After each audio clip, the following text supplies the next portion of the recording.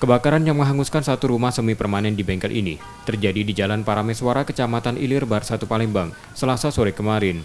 Api diduga dari salah satu ruangan rumah yang terbakar dan menjalar ke bengkel yang ada di sebelahnya.